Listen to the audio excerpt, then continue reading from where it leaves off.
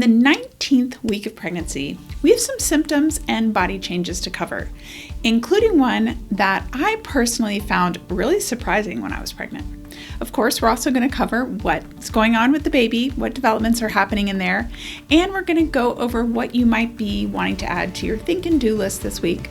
Of course, we're going to check in with the mamas that are part of our expecting crew as well. Welcome to the Birth Toolbox Classroom. I'm Alice, a doula and a childbirth educator, going week by week through pregnancy with you. Sounds like it's time for class. What is happening with baby's development this week? At 19 weeks of development, the fetus is around 6 inches or 15 centimeters, which is similar to the length of a mango. The fetus is just about 8.5 ounces, which is about the weight of a can of soup. This week, the body of the fetus is changing quite a bit. A waxy protective substance called vernix caseosa begins to form on their skin. Now, the purpose of this coating is to protect their skin from all that amniotic fluid that they're living in. Hair growth also happens this week. Some babies are going to be born with a lot of hair on their heads and others with very little. But at this time, most of them have something called languno, which is a fine hair that actually covers their body. It helps to regulate their body temperature.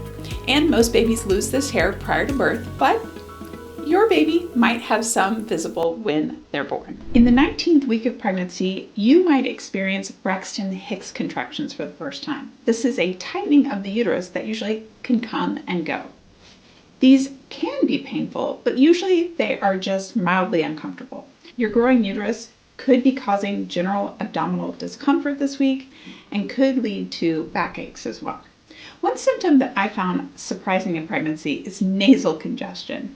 The increase of blood flow to the sinuses can result in a stuffy nose or a runny nose, and I found this to be so annoying. I felt like I was always having to carry around tissues when I was pregnant. Which symptom have you experienced that surprised you? Drop me a comment, let me know. Other symptoms you might be experiencing include breast changes, skin changes, leg cramps, and round ligament pain. Which is why I'm thrilled to announce this week's sponsor, Better Shea Butter. So Better Shea Butter is the maker of this amazing magnesium cream. This is my favorite, which is lavender. I love the smell. I wish you could smell it. And it's great using it for sleep. Now there's also an unscented version of vanilla rose and a peppermint.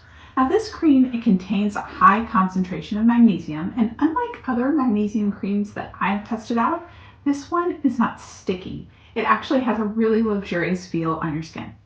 Better Shea Butter is a small company. It's based in Austin, Texas, and they have a formulation lab inside their warehouse making these products by hand.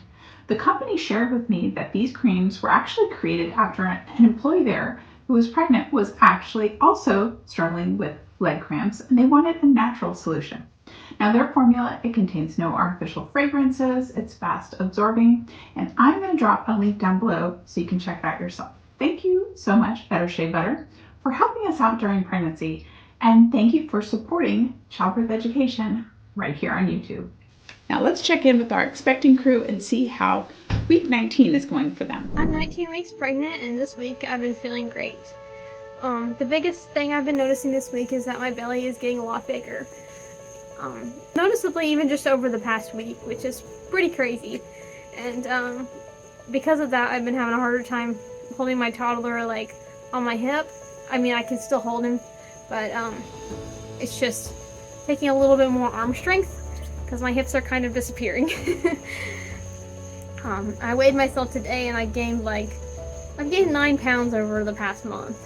So it's a little bit sudden, but it's not really concerning to me because I do remember with my last pregnancy, my weight gain was not even throughout my pregnancy at all. It was very much very slow at first, and then I would gain weight in a little burst, and then it would kind of plateau, and then it would gain a lot again. And so yeah, that's pretty much been my week. It's been pretty good.